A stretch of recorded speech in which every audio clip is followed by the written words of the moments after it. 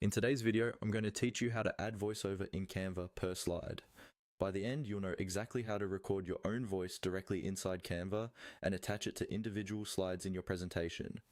First, make sure you're logged into your Canva account and you've opened the presentation you want to work on. This can be an existing design you've already created or a new one you've just started. Once your presentation is open, look through your slides and decide which one you want to add a voiceover to first.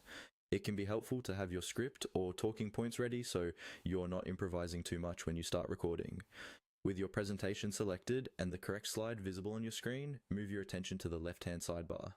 You'll see a panel with different options like templates, elements, text, and more. Look for the option labeled Uploads. Go ahead and click on that. This is the area where Canva stores any media you bring into your project, including images, videos, and importantly for this tutorial, audio and recordings. Inside the Uploads panel, you should see separate tabs or buttons for different types of uploads. You'll want to find the option that lets you record yourself. Look for the button or link that says Record Yourself and click on it.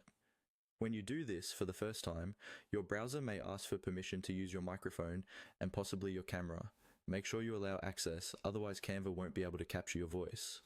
Once you've clicked Record Yourself, a recording window will appear. Here, you can usually see a preview of your camera if it's enabled, and an audio indicator showing that your microphone is picking up sound.